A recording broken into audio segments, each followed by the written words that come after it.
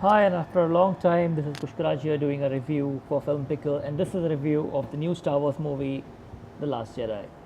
Last night, I went for the secret screening via Star Movies for the movie, and I am a hardcore Star Wars fan. Alright, I've seen all the movies multiple number of times, but I don't know why the critics are raving about this movie, but I found Star Wars: The Last Jedi to be a shitty, boring movie. Like, for people who are not fans of the movie, I don't see any reason to like it. It's over the top as fuck. Like, yeah, you can watch it once, it's good fun. If you're a fan, you still have to watch it like I did.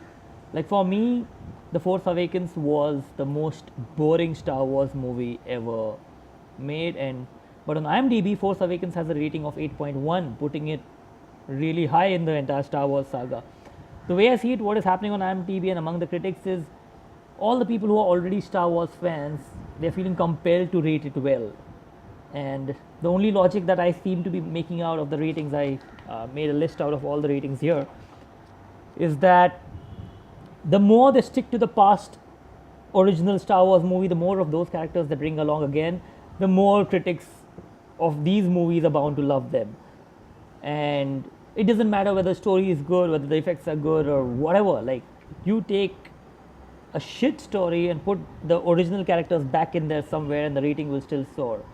And the same thing is happening with the current movie. Like, the ratings of this movie are off the charts. It's currently rated at an 8.2 on IMDb, and I slept off in the first half and the second half was good.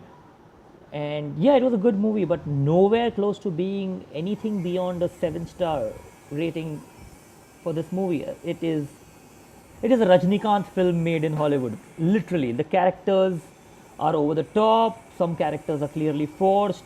You have cute characters forced in for the merchandise market, which currently, obviously, Disney and Star Wars is aiming at.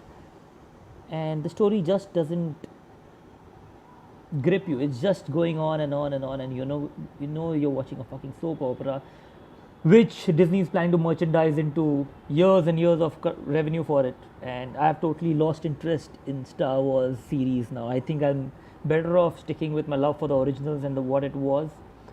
Out of all of these movies, new Star Wars movies that have come on, the only one that actually held my interest and I loved was Rogue One, which surprisingly on IMDb has a rating of just 7.8, which is not just, but at least 0.5 to 0.4 lesser than these crappy movies which are getting rated above 8 just because they reintroduced Darth Vader and had a little bit of Yoda in there and had a few original characters thrown in there, which the fans of that era now relate to or feel compelled to relate to and rate higher. So all in all, Return of the Jedi I think is a must watch for fans because obviously you want to catch up with the story, but as a movie in itself, you can clearly skip it. Nothing spectacular about this movie. If you still want to watch a Star Wars movie from the new generation, I think you watch Rogue One, which as a story, as a movie, as an experiential viewing experience is pretty much right at the top of all Star Wars movies ever made.